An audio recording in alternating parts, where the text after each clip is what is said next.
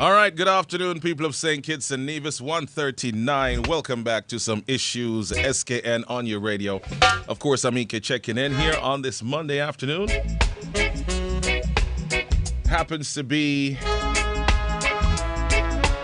the 30th of May, so we got just one more day, and then we're out of May. We're heading into June. Where's my good buddy, John? All right, folks, today on the first half of Issues, we got the crew in the house as per usual. Dr. Do is here with us. She brought some company, my good buddy, Mr. Morton. Not Leslie, of course, but Mr. Morton nonetheless. And we're, of course, going to be talking about preventing invasive species. As you know, for this month of May, our spotlight was the green monkey, right? There you go. I remember, you know, what you saying. All right, so we're going to chit-chat a little bit about that. Of course, we're going to get some insights and preamble from the good doctor, who's always ready and able and willing and brings a ray of sunshine to the studios. And, of course, Farmer Morton will talk about his end when it comes to dealing with this invasive species. I was just about to say pest, but I don't want to offend anybody. You know, we're in the era of wokeness and everything you say offends somebody. So I don't want the monkeys to ever come to power and, you know, take the seat of government and then victimize me. So let's stick with the invasive species green monkey. Oh, my Lord. So, Dr. Dorr, welcome back to... I'm sorry about that. I nearly spit out my water.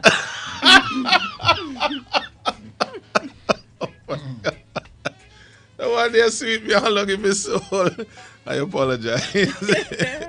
How you doing, Doc? It's been a while. I'm good, thank you. Good afternoon. All right, so we're here again to wrap it up for this month on the green monkey. So for those who did not catch the first interview, you can just bring us back up to speed, you know, a little insights about the monkey, where it came from, how it got here, you know, what's been doing, what's being done from your end to deal with this invasive species, and then we're going to get Farmer Morton to chime in a little later. I think Farmer Morton would agree with the pest category. The pest? Well, yeah. It's a headache for him. To give some context, I think most of the listeners would know this already, but just each time I come on, I try to just explain the purpose of our coming to the studio each month. We've been trying to promote different invasive species, not really promote them, promote awareness of them and their impacts. There you go.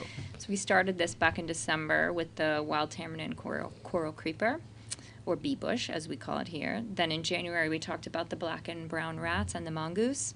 February was the bont tick and pink hibiscus mealybug. March was fire ants. Last month was lionfish, and this month is monkey. So each month we've come on and we've brought various experts who know a lot about these species, their history, their reproduction, their impacts. And so this month I'm serving as national coordinator and expert because this is my area of expertise. There you go. So your question was, tell me again? It was a long one. It's a very long one. Just bring us up to speed on, you know, Sure. Where the invasive species came from, how it got here, and of course the impact that it's having on the environment. Okay. Our green monkeys are a West African species that came in the 1600s to the region via the route from West Africa to the Caribbean, which included persons, slaves, as well as a lot of products. So there were merchants and colonialists that were moving back and forth along that trade route. So there's really no distinct evidence, but the idea is that they came mostly as pets of these merchants and settlers, and that, right. Okay.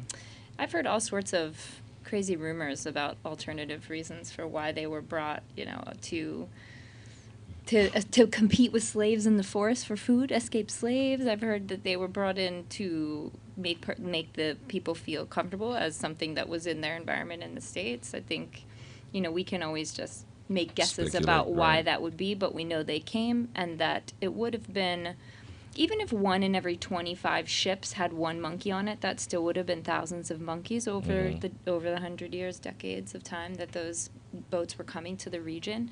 So you have, when these animals get older, when they reach adolescence, they basically become psychopaths, especially if they're being raised by people. They don't know how to be a monkey. They'll never be a person. So they get really unruly and hard to handle, as anybody here might know who had a pet monkey that got bigger, or any of the monkey men that have the baby monkeys. They can only use them for so long. So I suspect here people weren't able to properly care for them, so they were probably intentionally released. We also had a lot of warfare between the French and the English, so there was probably fires, things like that that allowed the animals to get out.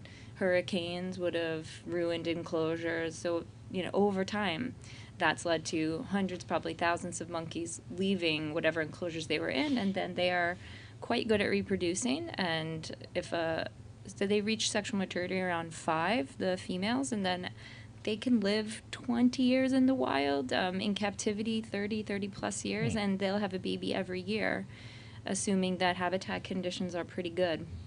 Okay. And normally in their African habitat, they have a lot of predators. They're preyed on by eagles, snakes, and leopards, so much so that they have separate alarm calls for those different species. Oh, yeah? Yeah. Some of the coolest research on green monkeys has been about their alarm calling. And so just the fact that language evolved shows you that they have been preyed on a lot for hundreds of years. So when they come to a place like St. Kitts, and this is the theme that keeps coming up with the invasive species we've been talking about, is that when there's nothing controlling their population size, that's a huge contributor to, obviously, their population growth and their negative impacts on the environment. So a lot of people think that the IAS initiative as a whole is the Monkey Project. So I keep hearing it called the Monkey Project. And I think that's in part because when the folks from the UN Environment Program and the Global Environment Facility and CABI, which is the Center for Agriculture and Bioscience International, those are the agencies that are sort of overseeing our work. When they came to the island, St. Kitts and Nevis, and talked to people about invasive species, which ones are the ones that cause you the most problems? Monkey, monkey, monkey, monkey always came up as the biggest issue. List. Right. So we have funding to talk about IAS and what their impacts are, but then each of the 3 main core countries, which is St. Kitts, Nevis, Antigua, Barbuda, and Barbados, got extra funding to collect more data on the impacts of the IAS that were deemed the most problematic. And so we've had the last 3 years to collect more data on the monkeys' impacts to agriculture, biodiversity, tourism, and households. And so I could talk about the research that we've done and some of the output so far, if you'd like. Sure, go right into it. As much information as we possibly can get. Well, so Mr. Morton, I've been working with for 12 years now. 12. So I first came here as a PhD student, so well before the IAS initiative, and as an anthropologist who studies human-primate interactions, I really wanted to know more about the monkey's impact on the agricultural sector. So that was the easiest component of the work for me because I already had so much baseline information. I published some papers and book chapters about the monkey issue here in St. Kitts and the impacts that they've had. But what I've done for the last 3 years, is follow up with all of the farmers from that original study, which was 65 farmers here in St. Kitts. And then we also randomly selected a third of the farms in Nevis, farms and gardens, and have documented the losses that those farmers are experiencing as well. And so I'm working with economists that we've hired to really come up with an actual EC value for how much the monkeys actually do, how much damage they do to the agricultural economy. So that's still in process, but I have a very hard deadline of December 2022 to take all the data that we've collected and put it into a monkey management strategy. So using the data that we've collected, doing cost-benefit analysis. So what are the different things that we could do, and what are the costs of those, and what are the potential benefits of those different actions? And we would break that down to different parts of the island. The needs in agricultural areas are not going to be the same as the needs in villages, for example. But some preliminary data that I could share is that, let's see, of the 65 farms that I studied, when I was doing the visits, only 35 of those were under cultivation, and 75% of those farmers experienced crop losses by monkeys. And of the ones, so this has happened over years, so now about 14 of those has started to be cultivated again, but the ones that I've been interviewing that are no longer under cultivation, I go to those farmers and I say, so why aren't you growing food on that land anymore? And what I found is that of the 12 that I have spoken to so far, 7 of those have cited monkeys as a reason why they're no longer growing food. Can't compete with them. Yeah, so since we documented everything that they were growing 12 years ago and what their impacts were, what their crop losses were, we can actually take that previous production and include that as part of the losses, because monkeys are the reason that that food isn't even being grown in the first place. So it's important that we have that historical context. It's not just what's happening now, it's what's been happening and how much worse it's gotten over time.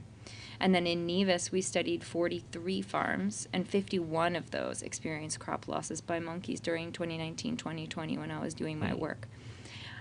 Again, it's a little bit anecdotal because I haven't done statistical analysis yet, but what I have found is that because Nevis has kind of been doing diversified agriculture for decades longer than St. Kitts, since they went out of sugar way earlier than us, they have basically been battling monkeys for longer and have better systems in place to deal with them. And there's also a lot more land ownership there, which you probably know. So farmers are more willing to invest in things like electric fencing, which we know do work. But of course, if you don't own your land and you're just renting it, then you're less likely to cough up the money to put in a fence if a housing project could be put there, a hotel or whatever. So I do think Nevis is a little bit better off for that reason. I think they still have a significant monkey problem and that they also need assistance. But because they've been battling them longer, they have less crop damages right now. Yeah. So it's a situation where you can introduce some of those tactics that they have adopted and learned over the period of time to introduce it We here. can learn from what Nevisians are doing, for sure. And doing this cost-benefit analysis, we would talk about different strategies that would include culling via shooting, removing the animals from the population with feeding stations, so kind of big traps, which the monkey trappers use now to trap monkeys, and we could capture them either to be euthanized or to be sent to the monkey farms. You could also look at solar-powered electric fencing, so I'm costing out all of the expenses associated with electric fencing, as well as sterilization of monkeys. So how much would it cost to sterilize male monkeys, female monkeys? Where would that make the most sense to do? Is it actually cost-effective? Because it is a very expensive process. So, where would we want to see different efforts happening? And the working with economists who have done invasive species management in different parts of the world for many years can help us come up with something that would be sustainable and scientifically informed. I think that's really important too. All right. So a total annihilation is not an option. It's just not realistic nor desirable. I think well, it's not desirable by me. Obviously, persons are going to have their opinions, and some people would love to see all the monkeys culled, but I think it's important to recognize those animals didn't come here on their own volition either. They've been very successful, and there are places where they really don't cause a lot of problems. We did, at least that we've been able to document. They've been here for 300 years, so it's sort of challenging to look at their biodiversity impacts because a lot of those probably happened quickly after they arrived on the island, but we did very detailed nest predation work on St. Kitts and Nevis, on Laimiga and Nevis Peak, every 100 meters, putting a nest with real eggs and a camera trap on it, and we did that 4 times over the year to account for seasonality, and we found of 188 nests that we put up, only 3 were preyed upon by monkeys. And that doesn't mean that they're not eating eggs, because I know that they are, and I know that poultry farmers will talk about monkeys coming in and actually taking eggs out of their enclosures. So it's just that the monkeys have been in the forest for their entire history, right? They've only been in agriculture areas, at least in significant numbers, and down in the villages in St. Kitts in the last 15 years or so. So the damage to poultry, is it opportunistic or it is actually part of their diet? Because from your research with the nest, it would prove that they're just, if they can find it, I'll eat it. They're extremely opportunistic animals, so they will eat almost anything that they can get their hands on, especially if they're hungry. Right. So I would say it's opportunistic, but I also think that the birds have probably significantly changed their nesting behaviors as a result of the monkeys that have been here, right? They're kind of part of the ecosystem in some regards, and so the monkeys have caused other species to shift their breeding behaviors. So it doesn't mean the monkeys didn't have an impact on birds, and they probably still are, but we haven't been able to document that yet. So if we're doing a management strategy, at this point it doesn't make sense to do eradication or sterilization or anything like that in the forest. But we know, based on my research, and most persons in St. Kitts and Nevis have somebody who's a farmer, cousin, uncle, whatever, auntie, who has been devastated by the monkey's impact. So I think so far that is the biggest impact that we've seen. Okay. Mr. Morton, you've been here sitting quiet, taking in everything. Let out something now, my lord. Tell us about the impacts of the monkeys for farmers. I mean, I'm talking numbers and stuff, but as a real person who's growing food, we want to know what you're thinking. That's a tough question to ask, really, because in the light of things, I think we can best say it, wow. Watch out, man. We break it down for those of us who kinky-headed sometimes. Well, that's because the damage is so great that it's difficult not to say wow. Because there are times that you might plant, let's say, about 2 or 3 acres of sweet potato. And from the time you plant, like a day or two after, they start coming in and they start doing their job. I call it their job because they are consistent. At least they're more consistent than some of the workers that we have in the island. So you would understand how determined they are. So we got to train them then. Okay. Yeah, and they will go right through until you harvesting. So then when you do take stock, sometimes you would lose 50, 60 and up % of your crop. Wow. Due to monkey damage. And then you would understand, you just said it, wow. So they lose a lot of sugar cane because of that. Yeah. And then to add to that too is that, should I say they're cunning or crafty? Which one? Or maybe both? You could say both. Because I don't witness them and wash cans, so you got to be the one that day. Yeah, because, okay, a monkey would go up in a tree and survey your farm. And you would never see that monkey unless you have dogs around and the dogs pick up the scent. Right? And that will do that for days, monitoring you. Every move you make. And then they would strike. So when they do move, they're moving from a position of knowledge. Okay, what time you're going to break? What time you're going to leave? Where you're going to be at this time? They're monitoring you like they set you up. And then when they move, they're free to do what they want to do. Right. So that's why you say they're cunning, crafty. They're good at their craft. They're good at their craft, and we need to understand that damage that monkey does not only affect the farmer, but they have long-term effect, whole generation. Because when they destroy your crop, it means that less, as you would say, sugar cake is coming into your family. Your children cannot get their needs met, cannot get the implements for school. So therefore, you have a whole chain of reaction, and this is something we need to understand. That should I say it's long overdue? Way overdue. That we do something we've positive been talking about this for now for how long? That we do something positive about bringing the monkey population to a point of controlling it. But from your perspective as a farmer, what have you done to try to mitigate the damage that they've done so far? Leaky, I've tried a number of things. One of the most successful things that I used was a few years ago, I was online looking for solutions, and I came across this deer repellent. It's a little black device with a solar pack to it. And it gives off a sound that is high, very high. The human ear cannot pick it up. High frequency sound, okay. But the monkeys would. And there was a section on my farm that I could have hardly grown anything in that area. Because it's right by the maca tree and the mango tree, so when they come and they have access. And I went and I put 2 of them there. And I recognized within a week, damages begin to decline. So I said, okay, it's working. But then there was a guy about maybe 100 yards, not kind of far, from my farm who was in trapping. And then he began to complain that monkeys are no longer coming to his trap.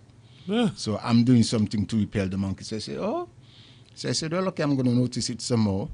And I noticed it that over about, within the space of, let's say, 3 weeks to a month, damage cease. And he had to shift his trap. So then I said, okay, that's a success story. Okay, yeah. And out of that, those 2 implements that I put down, I was able to harvest three successive crops of potato without any monkey damage. Okay, that's good. So How much them thing they cost? At that time, one cost me $22.99 US. Small cake, man. Yeah, it was small, but, effective. There you go. And I used it, and sharply after that, or during the process, I happened to be talking to somebody in agriculture up there, and they came and they said, well, how come? And I explained to them. They went and they brought in something similar. And some people say it wasn't working, but I know it worked for me. And how I prove it worked, I even tried it on some cattle that I had then. And from that day, 2 of the cow became very wild, that I couldn't get close to them because they associate me with the sound. And I know that it was effective. And the department brought in some. They tried it once and they never repeated it. But I think, you see, when people are not being totally honest, things would happen. And impatient. Because that was done to prevent me. I outlined to them the plan that I had was to source them, bring them in and sell them to farmers, create some revenue for yourself. Yeah, Understandable. I did You the found research, it. so I you need. tested it. And then they say, okay, and they went and they brought in some, and as soon as, boop, and they just stopped it. That time when they brought it, I say, okay, because they were selling it less than what I could do. They were selling it for something like, what, $30, $40? I don't remember, but that's For one, compared and to I'm paying 60. $22.99 for one US.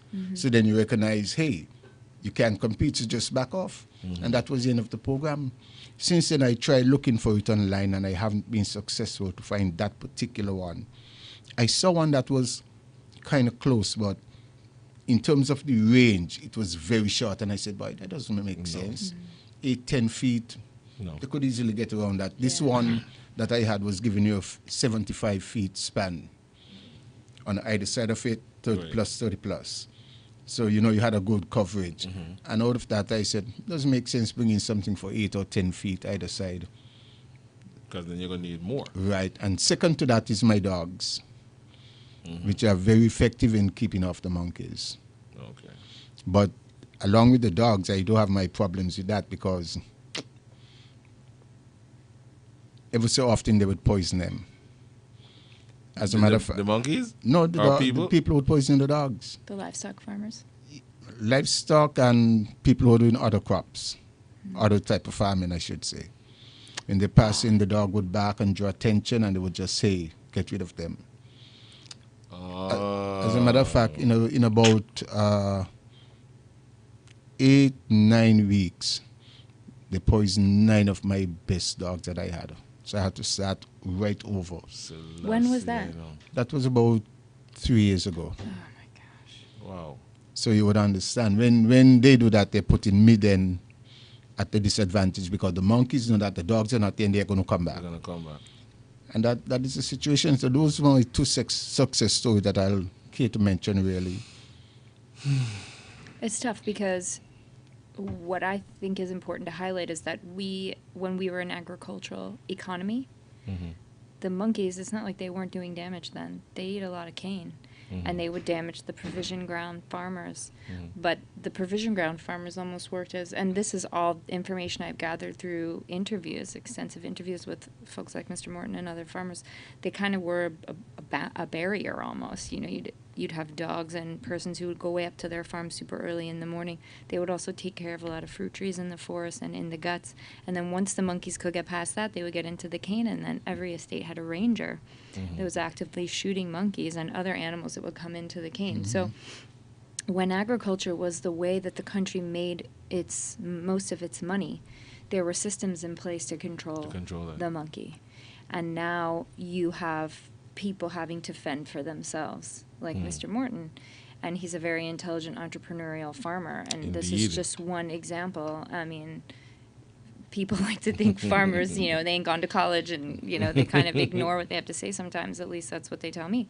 And I think it's... Trust me. It's selling them very short because they're very intelligent people choosing to do this because they love farming and they're, kind of being stuck on their own. And so some people will say, oh, farmers need to stop, asking for handouts, need to stop relying on other people. But if you think about the fact that it's only been 17 years since farmers have really had agency over their land, they've actually been able to decide what to grow and to grow things other than sugarcane. So that's a very short amount of time. So it's not to knock the department, because the department is working extremely hard to help farmers. It's just that it's pretty new. And so what we need really is something systematic, sustainable, scientifically informed, all the S's, but we need to take this data that we're collecting, we need to listen to farmers, and we need to just invest in agriculture. I think there's not enough money from the top going towards this industry. And everybody talks about the food imports and the Dominica boat and all that stuff. If we're going to try to be more food secure, we must think about the monkeys and how to, in my opinion, I think we should have zones. When you have individual farmers working for themselves like this, even if you can deter the monkeys with the sound device, you're just pushing them onto somebody else's farm. And I know you're not trying to do that either, but you're trying to protect your investment. Right. So that's kind of why we need something at the higher level, because right now you have individual farmers right next to a gut all by themselves. They're just, their chances are just so low. So we know for sure that the monkeys and back to farming is significant, and this report that we're doing, that's the main output of all of this work. The pilot project work is this management strategy that's going to draw on the data that we have and try to help come up with something that is sustainable over the long term. We have also looked at the biodiversity impacts. I'm doing a seed dispersal study right now also to try to look and see if the monkeys are actually helping to spread invasive plants, some of the plants that we've talked about in the past. Does the monkeys' consumption of those plants actually help spread those seeds? That's another potential biodiversity impact. It could be positive if they're helping to spread good native plants, but they may also be helping to spread detrimental invasive plants. So, from what I've heard over the years, I think it's more negative than positive. I mean, so you far could try to find the so. positive, but Well, we could get into tourism, which is what's always cited as a positive. It's always cited as a benefit to the monkeys being here. Something else I want to highlight before I really want to take comments and questions from people listening. I hope that there's a lot of opinions that can be shared. But as a matter of fact, there's a telephone call, so let's see what this Okay, person's saying. great. Hello? Yes, greetings. Good day to everyone. Bless my lord, you on? Yes, it was the monkey, very Could hardly hear what you're saying, my lord. Change the position of your phone. And I noticed what it is, the mountain, red farm, here's the mountain. And them coconut trees, and right, young, they eat all of the heart of them. Thousands of young shoots, right? They eat all this try, they walk with the whole mountainside and all the coconut trees, and they try all the shoots, and I'm talking about thousands of trees there. So what we need to really do, we need to really eliminate these mountains. You know what I mean? Just serious. where are the coconut trees being planted? What part of the country? Hello? Like you gone already. Yeah, the expenses of our life. You drop out just now, my lord. Where the coconut trees being planted? Maybe lost him. Hey, maybe he up in the mountain. But the thing about that, to support his point, is not only the coconut plants, but I've seen where the monkeys would go and get the breadfruit plant and split it open and eat that tender, that soft sap inside of it.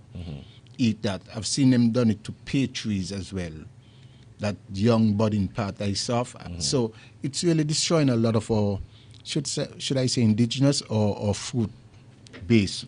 Yeah, and we need to look at it important seriously. Food really. sources, right? I mean, Yeah. people will always talk about, oh, I used to be able to go into this gut or up in the mountains and find all these fruits, and hurricanes have definitely destroyed a lot of trees. It's not just monkeys, but they definitely do compete with us for food. What I was trying to highlight was that something else that our project is really trying to address is the impact on households. And while monkeys may be damaging houses or backyard gardens, what we're really interested in knowing is whether increased contact with monkeys in the villages, you know, if they're coming in your backyard, jumping on your picnic table, and then you go and eat off that table, are there negative impacts to your health? So we're collaborating with Ross University and 3 different research teams looking at virus, parasite, and bacteria transmission between humans and monkeys. So we are going to have some data by the end of this project, too, to help us document whether there's increased risks to human health as a result of the monkeys coming down into the lowlands as well. So that's another potential negative that we don't have a lot of data on right now. But it could be something serious, and in that case, that would give us evidence that we should really start figuring out how to reduce the human-animal contact in the villages as well, if it's making us sick. Right, but that's just down in the lower lands. But what about our push into the hills? Is there any significant human habitats that have been pushed further up into the hills? I would say we're one of the few places where our forest is actually expanding. It's something that's cited as a positive part of St. Kitts' environmental, change. Oh, yeah? Is our central forest is actually expanding, in part because sugar finish. Mm-hmm. But a lot of it is actually creating more space for the monkeys to hide. It's more bush and, forest regeneration. Well, it's creating more space, but then, let's face it, the monkeys are the reason why it is expanding. Because whereas in my father and mother days, they used to farm up in the hills. Mm-hmm. Now they're not there, and the sugar is not there, so more lands become available down flat. And at the same time, because the monkey damage is so great up there, you try to get away from it by going further down. And therefore the monkey is really the cause. And I would often say to people, our better land is up in the hills. Yeah. It's cooler, wetter. The climate is... There's certain crops that you can grow up there that you just cannot grow on the flat. All right. We have a caller. Caller, good afternoon. Welcome. Yeah, good afternoon, brother. Bless. Okay? Mm-hmm. Yeah, nature man here. Where you say, my lad? Boy, I hear, boy. That's the best program. The man will tell you something, Ike. Mm-hmm. Boy, we got to get serious with this. I got about maybe 200 monkey in my place, the man. Yeah. I got 100 and something food trees. Boy, the man eat down all. They eat out the point. They eat off the stalk. They eat down my breadfruit to them. The man, I trying to write a book on monkey, right? I tried to get a man to help me. A man named Mr. Nathan say he was a writer. Mm-hmm. I tell him I know the lifestyle of the monkey directly because I live here with them like 30-something years now. I know them good dread. They know colors. They know the days of the week. But they can't count. Yeah. Right? And watch you. The man there got some serious, whether it's tense instinct or whatever, but they're serious with it, the man. They know the days of the week good. And I monitor that because they know when you see Sunday come, they don't really hear much, because we're always in the yard. Any other day, the man deal. But I tell you, the man there, me I go in the hundreds, star. What part of the country are you in? I Monkey Hill, a place called Nathan. Oh, yes, I know it. Okay. Watch you. The monkey, them, no colors and so good, right? That sometime I will be standing up in a red shirt and they're watching me. And I would leave the red shirt hanging up and go to something in the little trap I got here. And then they send the people them. While them man watching me shot still, they just send them man to make a move on me. And then I just change me shot and go on by the chap and catch, bam. Right? Strategy. They're very, very clever, Jed. If it's clever, I got to call it because they can't be educated, but they're very, very smart. Wow. They can't read because I mark a monkey trap and the thing and they just still go in. So I know they can't read. They can't count. No, but to really support him, EK, we're laughing, but it's a serious problem. I'll tell you one thing I discovered with the monkeys. I had some dogs that used to hunt. Sometime by 6, 6:15 in the morning when I on the farm. They're already gone. And they would not come back on the farm till something 11, 12-ish. And by that time, they already drive the monkeys way back up in the hills. But it's true. And what I discovered those monkeys begin to do is to outsmart the dog. They would have a certain set come down first, a mature set. And they would come down and attract the dogs. And when the dogs begin to run at them, they had the younger sets now, led by, I guess, the matriarch or one of those senior one, that would come in the ground and do the damage. So while the dogs are running that set that attracted them, and next set coming behind those and go on. So when I discovered that, I said, but the dog didn't got them, so monkey in the ground. And I monitor it for like 2-3 days, and I say, okay. That's what they do. About a half an hour after the dog's gone, that is when they come in, and that is when I move on them. So they're really intelligent. Wow. But what they do, you there still? Yeah. Go ahead, Rasta. What they do, right? The big one, them sometimes go up in the tree and shape down so the little one, them could get food, you know. Right? Because I monitor them very, very close, you know. They know me good, you know. They know me good. If I even walking coming up the road, they don't start to, you know, they got like 4 languages, So they don't telling them, man, come in. So they don't start peeping, looking for me. But even a monkey make a false alarm and they just bang up here. Because they're saying, but that's the man we're waiting for to go out there. Now you let the man know that we here waiting on him. They're very, very, very intelligent. Yeah, intelligent. You know what they does do? The man would come in the dog house and tease the dog until he get tired in a staff. And when the dog done wow, wow, wow, wow, wow, and the dog angle, let them by the man just go up in the mango tree. But I'll tell you something if it's the last thing I'll say before my phone done. As long as we don't get real serious and take this monkey into real consideration or something, with the war going on and the price going up and nothing could plant, well, we dead. Yeah. Even the palm trees, them will be all them little small coconut. The red thing, them man destroy all of them. They do. Them man eat off all the buds them off for me go food to them. Them man do me bad. And as soon as I turn off and go on the road, you could hear them saying, he gone, how you come? True, celebration. The language. They got like 5 languages in I know them good, you know. Because when I go hide, when I there all the time, and I go hide to people, I could hear when he tell them how he gone, how you go, and immediately all of them just run down, try to pull me thing and run again. I know them good. I wish I could have get to write even like a 4 or 5 pages of the monkey them the man. I'll help you with that. Well, Doc, go and check you. I don't see the glitter in your eyes. I'll help you. I believe I is the oldest person in Sinky to actually live with the monkey them for over 30 years. I'm going to come interview you. Right. They know me good and I know them good too. Ras, give me a number. Shoot your number. The number is 663-4811. 663-4811. Got it. One nature kingdom, one nature, man. If you see it anywhere else, it's a photocopy.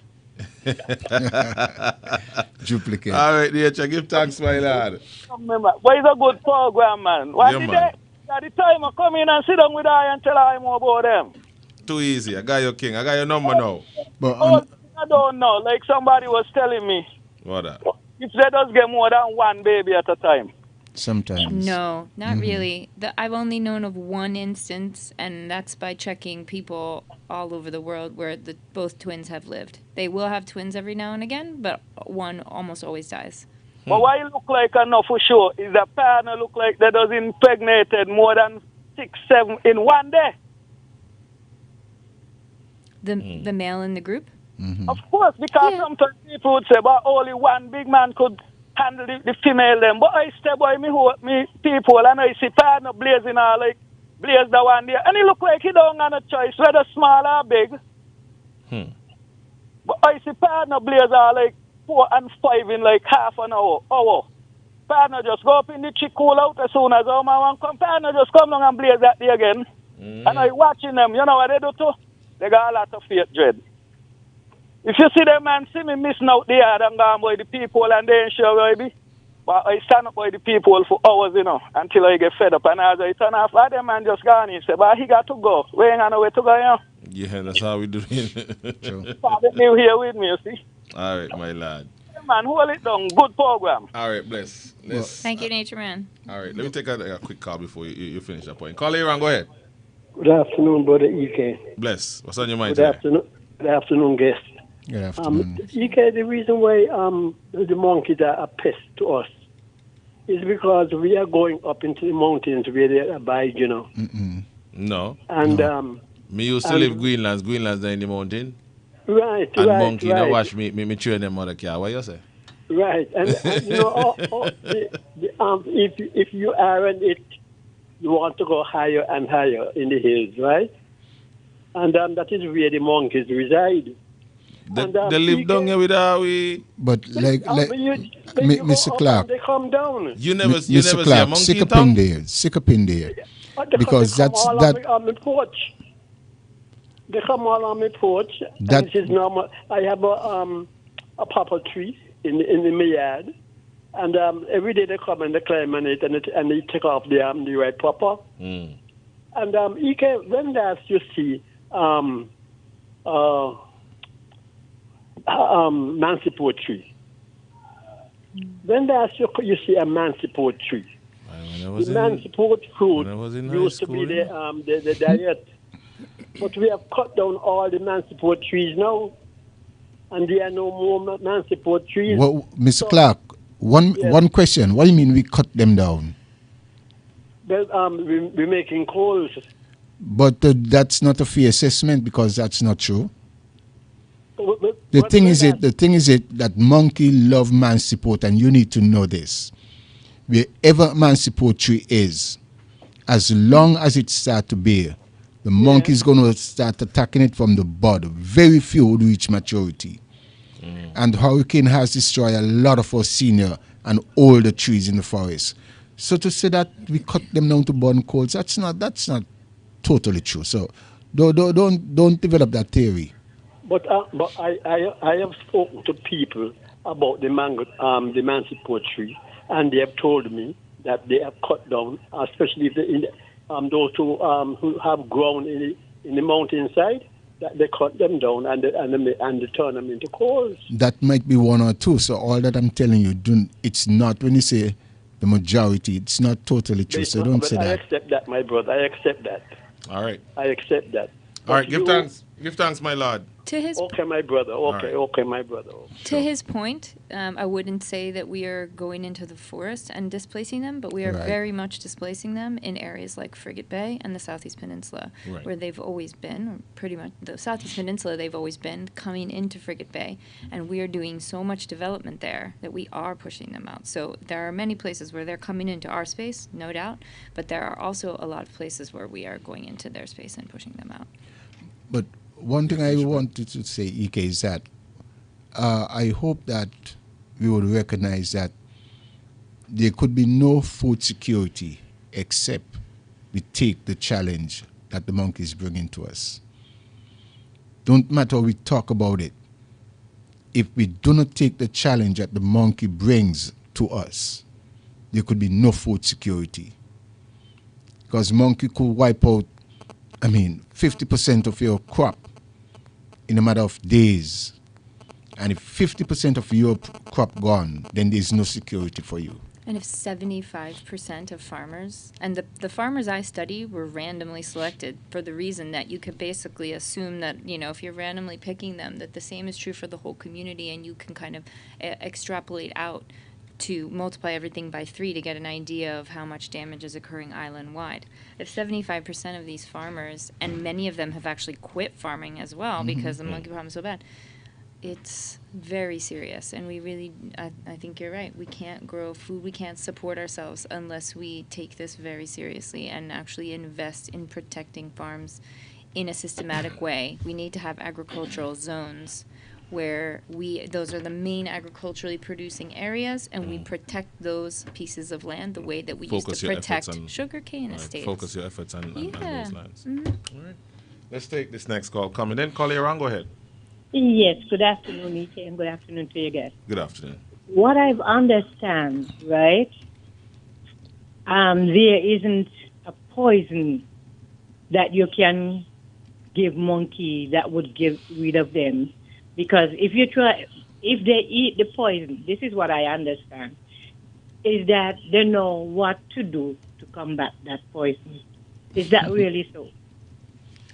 I don't think we have any data to inform us in that regard. I think what's really important is that if it's a poison that can kill a monkey, it's a poison that could kill us. And you want to make sure that, same thing with birth control. People have said, oh, you need to put birth control, on the ground, in their food, And I think they're so closely related to us that we share almost all the same viruses, diseases, parasites. If we're giving them something that could very much affect us if it's put into the wrong hands. Mm-hmm. What I could say to that You too know, is that and next thing, right? I had a papaya tree here in my fence. And they were giving out some bike paths for bike people to go on this ride, you know, so they could fix up the bike and go on. So my grandson went. But then he came back. I said, okay, he up on the house hiding from me. So I see this hand come down. I said, boy, tell them watch me just come down off the road. It wasn't my grandson, you know, it was a monkey. Picking off all the papaya blossom. I never got one papaya from that tree. And then it started to eat the leaves then from the papaya tree. And that was the end of the papaya tree. So they're devastating to us. All right. that's true. All right. Thank you so much. All right. You were making a point? Yeah, I was about to say that one of the things we need to be careful of is false news, fake news, where we take one thing and we run with it, that monkey know how to the antidote for poison. That's not true. And I mean, it's good giving them credit when they deserve it, but then if the credit is going to be to our detriment, then we need to stop and think. There can be poison. One guy came to me just about a month ago, and he brought something very interesting. I haven't tried it as yet, so I'm not going to really say it works. He told me that it worked for him, where monkeys were destroying his farm, and what he did, he got some eggs and injected a certain poison into it, which I cannot to mention at this time. Get a syringe and push it into the egg. And he said that he put it there for the first time, he didn't see anything, but within 3 to 4 days, he actually found about 6 or 7 monkeys dead from those eggs. So he was now going to look a crate of egg to put around his farm to further protect his farm. So poisoning do work, but the thing about it is that monkey has a very keen sense, and once you have handled that egg, they pick up the human touch, you're not going to touch it. So you have to be mindful not to handle it. You have to find some method of using protection that your scent would not be transferred to that egg. Okay. I think this is important because for folks who, and I have affinities for monkeys, I've been studying them for most of my life and respect them. What's going to happen if nothing is being done is that farmers are going to revert to things like poisoning, clamp trapping, which I'm seeing a lot more around the island now, trapping them and beating them to death, or trapping them and starving them. And that is, really inhumane and a horrible death. And I understand why farmers are reverting to these practices. But for folks who don't like to think about anything bad happening to the monkeys, what's happening when people are at their wits' end is that they're actually hurting these animals in really painful ways. And so we need to try to find something that can treat them humanely and respectfully, but also allow farmers to grow their food effectively. It's tough. All right, we'll take a couple more telephone calls and then wrap it up for today. So if you want to lend your voice to this conversation, add something, ask a question, you can do so now. We'll take a couple more and then wrap it up for today. Caller, you're on. Go ahead. Yes, thanks. So come again. The lady is so correct. Right now I have a monkey in a cage here, and I don't starve it. I just feed it, you know what I mean? Because it's still good to look at it. Yeah. And next thing again, when the father, right, when the mother gets a male, the father is still a male, you know, so she got to go away from the pack of them and rest of them to protect her boy child, because the daddy didn't want no boy. She still the boy then. Yeah. All right. Saying the dad monkey killed the female offspring? The Male offspring. I've heard that, but I really haven't seen any evidence to prove that. Well, what Green Monkey's social organization is such that the female monkeys stay in their group for life, and the male monkeys, as they reach adolescence, they move to the next group. It prevents inbreeding, and it prevents conflict between the adult males and the males as they're getting bigger and getting more dominant.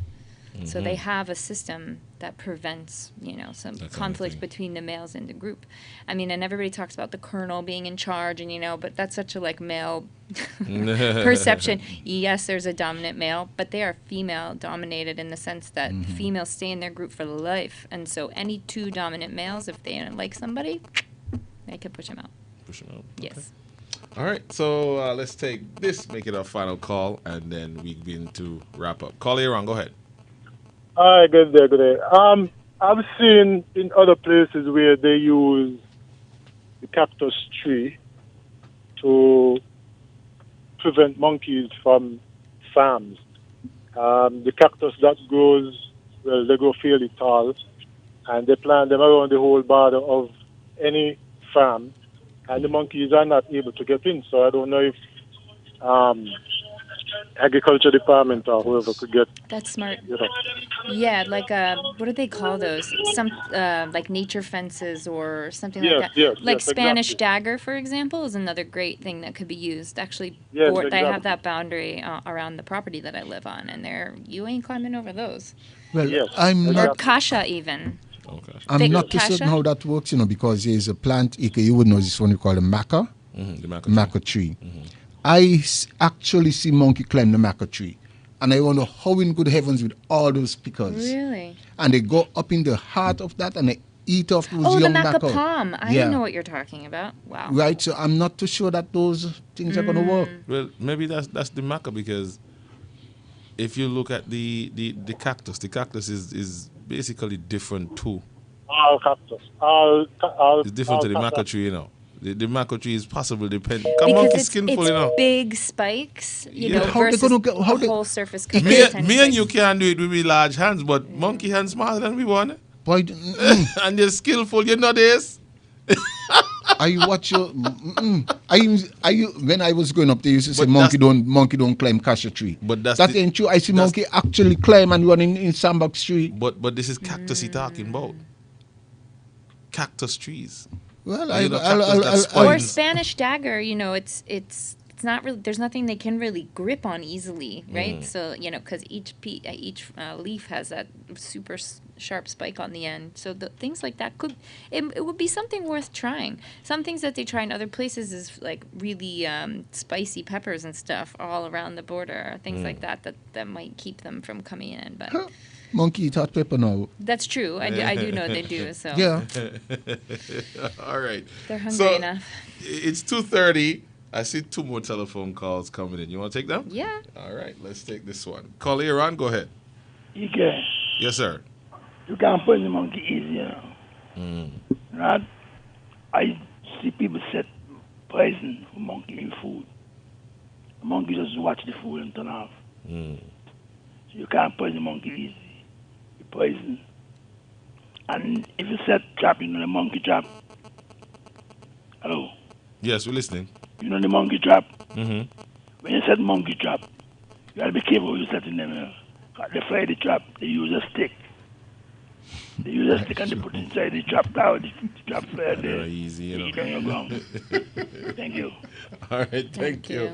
All right. We got this next call coming in. Call here on. Go ahead. We told you get Ike. Blessed me lion. What's on your mind? In the long time there, when I used to go up in the forest and I used to get a load of mangoes and so. In the forest. Remember that? Mm-hmm. I used to go all in the morning and go look mangoes. Ike, what spoil a lot of the fruits in the forest? Tell me. The fire. The fire burn down a load of the mango trees. Them I don't know if a people are the government, but some people say the government, and they're aware the monkey them leave the forest now and come down and interfere with we all, because through the burn down the forest with the load of mango trees and the like the locust. I won't say the locust so much, but mansipore trees was all up there, and maca. What are you talking about? And I think that I kind of being the called Spanish trash, fat folk, where the monkey them will stop that need all gone with the fire. The fire burn out all Ike. Nothing else but the fire where those people doing every 6 months or something, the courage the bush or something, is them who kill out all of the fruit to them in the forest. Okay. Greetings. All right, greetings. All right, I'm getting some information here. Somebody said that they would have submitted the cactus idea to the department, but they didn't get back any response. It's called a living barriers, right? So the use of cactus. So I'm gonna send it to you. Okay, I appreciate that. So you Look can at it. see what's going on. I think these are things that need to be tested, right? We could take places where we've already collected data about what the damages are, and we have like a pre-trial data set, and then we put that around, and then we have it, and we see what if the damages go down. That's a really cool experiment that could be done to actually justify getting funding to do that in other places.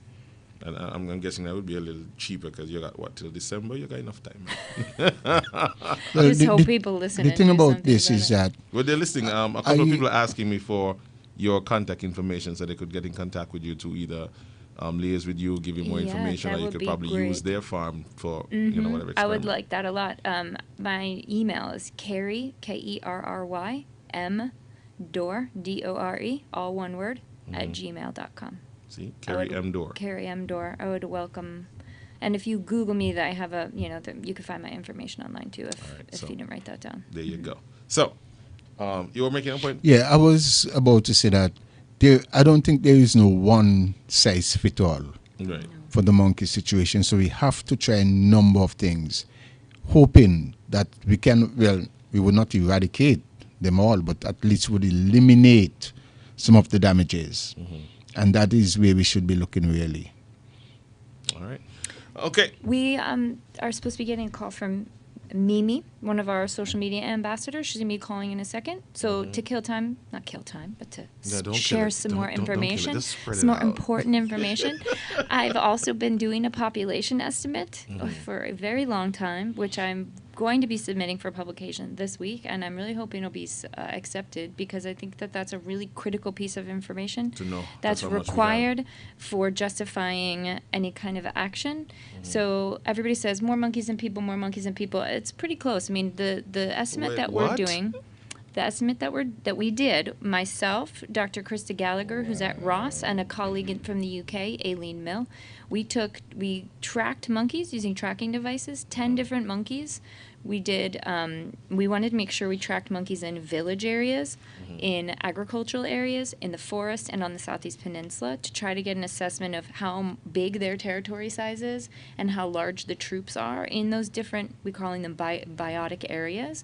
And basically, we're doing statistical analyses to say, okay, in agricultural areas, their range is about this big, and here's how much agricultural land we have. So we just divide and say there's space for about this many troops, and then each troop is approximately this large. So we worked with trappers, mostly Sully Gordon from West Farm and Joe Cabey, who's from Market Street, two incredibly knowledgeable, reputable monkey trappers that have been doing this for more than 30 years.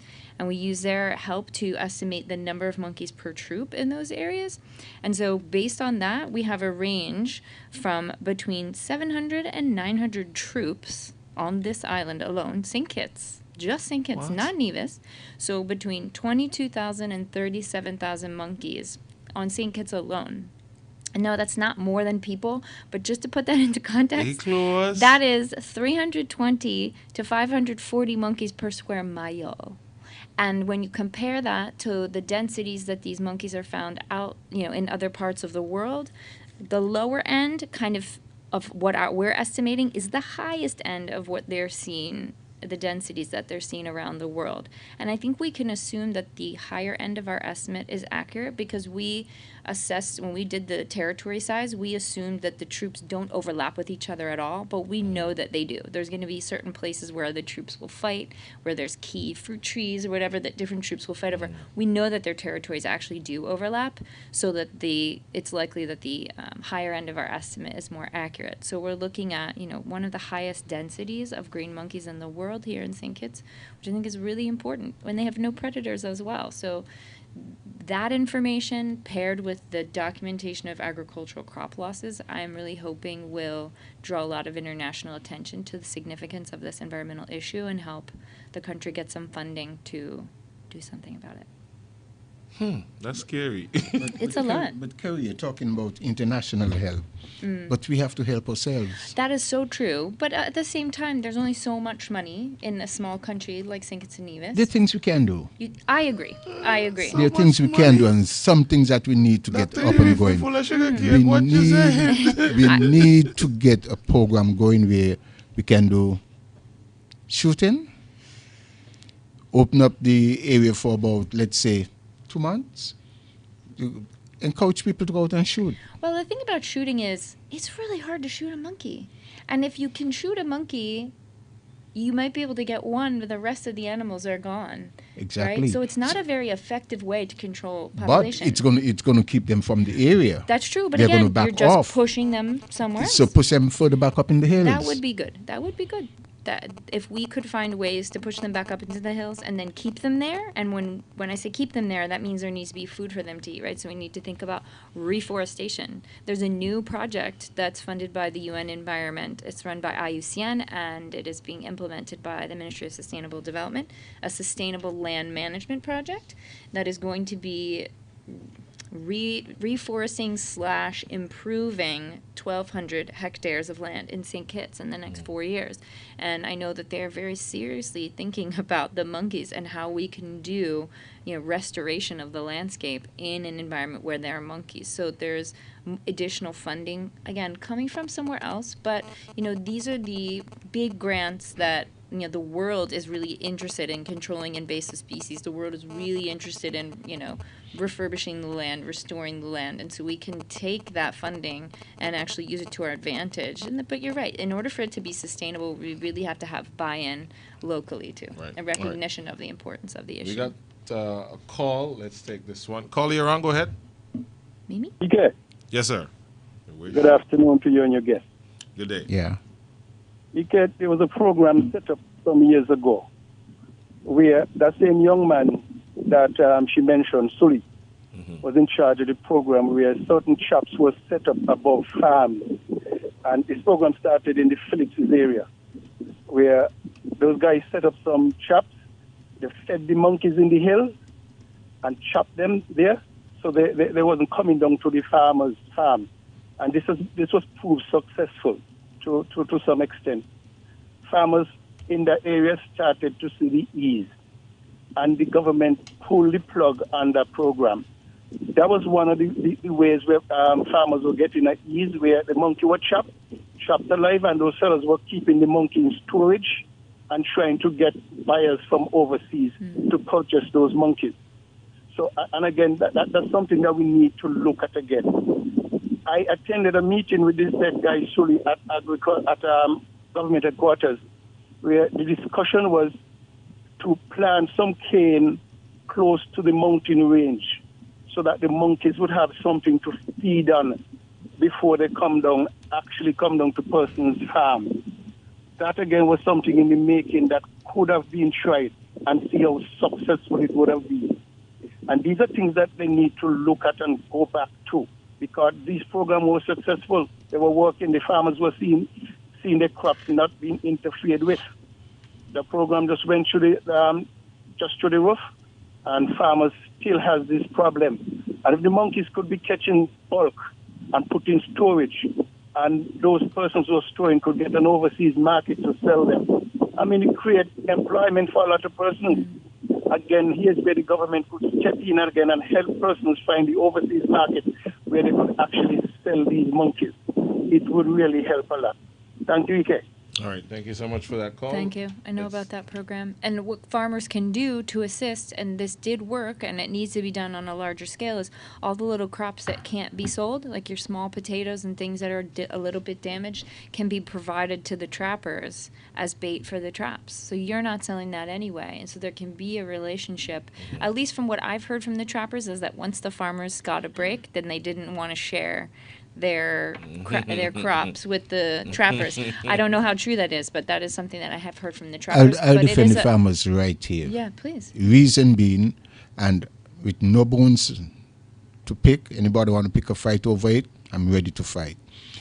In that, I said to the current hierarchy in agriculture, they were giving out wires for trappers. I said to them, I said, listen, it makes more sense if you give the wire to the farmers.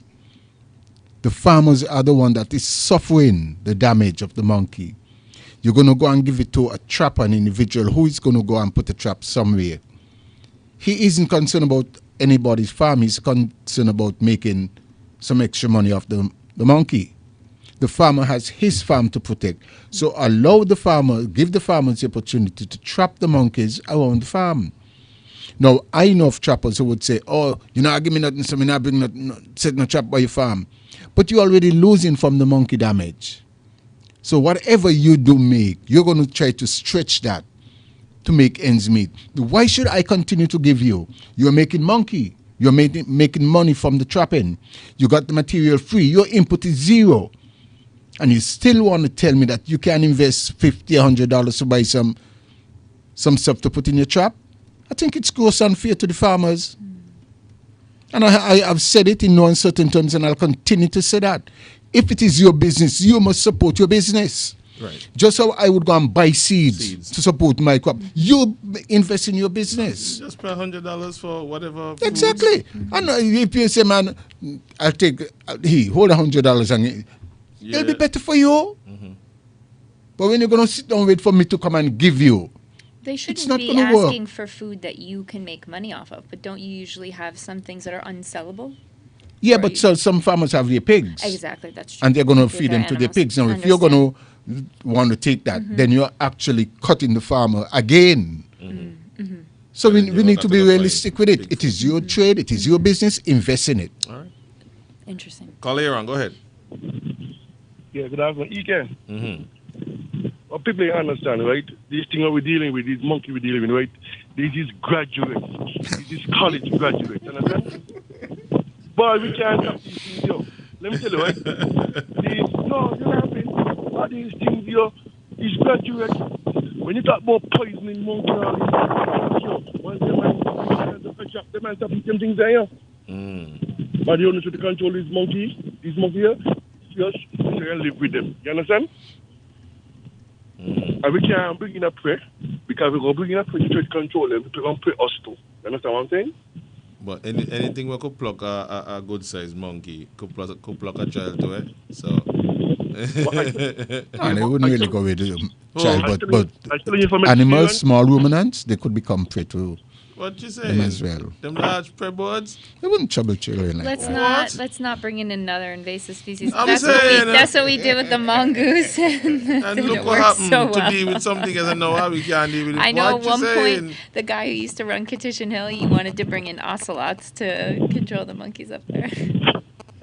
No, my lad. All right, give thanks, caller.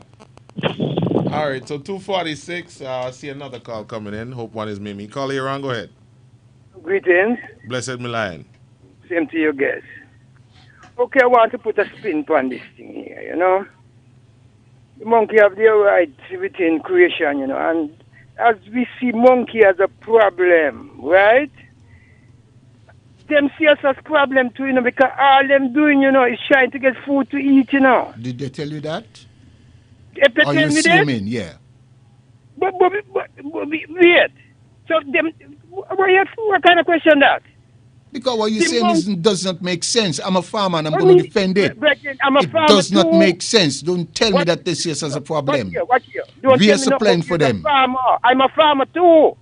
I am saying to you that all the monkey them doing is looking food to eat. Yes, them have the ways how them bite up. But remember, just food them a look.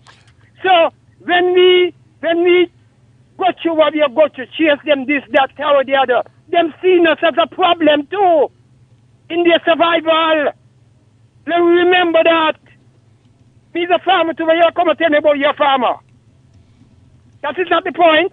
The point is that the monkey them see us as problem too. So we have to balance the thing. I hear Bridget talk a while ago about planting cane. Very good suggestion. I went to a meeting, I think somewhere in Fries. And I make a sound about planting certain food trees at certain distance by farm. And a farmer gets up and lick it down and say, no, we can't feed monkey. Madness that. But these things, we have to introduce these things. We have to. All they are looking is food. Food. Without food, me hear the decision say a while ago, some people catch them and starve them to death. Like not feed them. The opposite of what they must deal with. Them just looking for. It's true. During mango season, they don't do so much crop damage because they have tons of other food to eat. Exactly. Because they have other things to eat. Mm-hmm. They're just looking food. Kerry, let me share with you an experience I had. And you tell me they're looking food, right? I'm listening to you, my brother. I was told, if you want the monkeys to keep off your farm, catch a monkey, skin it, and put it where the rest could see it. I caught one. Went to hospital and buy 6 traps. I caught one. Cut it up for my dogs, that the dogs would get accustomed to the meat and the scent and they would trace them. Put the head on a stick, right where they're coming up in the ground. And the reason why I put it there is that I had just planted about a 1/4 acre carrot. One of those big tinner carrots, just planted. It was late in the season. I said, boy, let me try and rush them through. They were coming along fine. They started to come inside, put it right there. Those monkeys stayed out for about 9 to 10 days. And when they came back, Ike, those monkeys walked that cut carrot and pulled them up row by row and threw them down. Did not bite one. He telling me monkey looking food? What he telling me? This is my experience. Listen to me now. That's not looking any food up there. Pull some and eat them. Me listen me a little bit. Me hear nature man calling a while ago and talk about the intelligence of monkeys, the vibes that they have. No, listen to me. You don't think that the monkey knows say you kill one of them and put out the head? Eh? You think them don't know what you do to one of them, family? You think them don't know? So, if you feel like you can kill a monkey, feed it to your dog and put out the head for them to see, eh? And them see you do that. Them feel like they can pull out your cow and do on it one night, though. But you see that? You said they're looking food. I'm showing you that they're not looking food. No, because you take the word different. So they take it different from you too. you know kill one of them and put our head. Eh? So what am I deal with right here now is you kill me family. So we do what we do too. They have the time when they will look food, but this time they don't look the food. They will take revenge for the family while you kill and put out head. Sure, we have to look on these things in balance, man. Blessed love. All right, Thank you so much for the call. Oh, boy. 251. That was awesome. Sorry. I just really appreciate that perspective. And I totally side with farmers. I totally have documented horrible crop losses. I totally support them getting some assistance. But I also feel like monkeys are also just trying to eat. And sometimes we give them, I mean, that's a very interesting story. I also have seen things that I never would believe monkeys would do, and they do it. So they're more intelligent than we give them credit for. Yeah, they're vengeful and they're mischievous. Yes, but yeah. Also, they're creatures that need to meet their basic needs, too. And we need to keep that in mind when we're trying to come up with a solution. Doesn't mean that we don't need a solution and that we don't need help for farmers, because we do. You just got to come to a conclusion and, make sure that all involved get a little bit to something what they want. That's a very tricky thing when there's such extreme differences in opinions. When you have kill all the monkeys, save all the monkeys. I mean, we have everything in between. We have those extremes and everything in between right here in this country. So how do you appease all stakeholders when you have such a wide degree of desires? But then eventually what will have to happen, in my opinion, because I've been hearing and having this conversation for as long as I've been on radio. I've seen the damage. I've heard the horror stories. I've seen for myself exactly how monkeys behave. They've impacted me as well. I've had family members who were attacked by monkeys. Yeah, so I've seen the full spectrum. And I think at this point in time, what we need is a serious policy change and a shift. You understand? We have the ideas, we have the success stories, we have what work and what don't work. We have the data now to support it. There's funding available for it. But somebody has got to take the lead and say, look, we're going to put a policy in place. Right. We're going to bring back the Ranger program. We're going to empower more people to get rifles and what's not to protect their own personal farms. Introduce the cactus thing, get the funding for the cactus, help the trappers, help the farmers in terms of reimbursing, and see what we can do to either, as we said this afternoon, reforest the areas, give them food so that they stay up there in their own space and not come down into our space to damage our thing, because at the end of the goal is to make sure that we have proper food security. Yeah. And make sure that our farmers can. I will say in my 12 years studying the issue, I will say in the last few years at least, we saw the Ministry of Agriculture set aside $1.2 million for monkey control. So I would love to hear from persons who, some of the people that were hired under that program. I'd love to hear, where they have done monkey control, what has been done with that funding to help farmers too, because that was a huge shift, that actually that kind of money was being set aside to deal with the monkey issue very explicitly. That's at least something in the direction where clearly the monkeys are an issue, and I wouldn't call it a policy, but I could give you $1 million and tell you, okay, doctor, go out there and paint that side of the wall. That's what I gave you the money to do. But then I come out, the wall ain't paint, but the money gone. Right. So there was no strategic system set up in order to disperse the funds and to also collect data at the same time to know, okay, well, we put this $1 million, you did this ain't work, so, Right. There needs to be transparency in how those funds there are you being go, used. and more oversight. Right. And it has to be coordinated efforts. And all the things that we're talking about, this is nothing new. And maybe that information is out there. I don't know. It is. But I mean, where how that money has been used to deal with the monkey issue. Well, we probably ain't gonna get it. But it's somewhere out there. I think it's important that at least the issue is so. It was important enough that was a capital project and that money was set aside in order to help farmers. But I think it needed to be a more focused effort.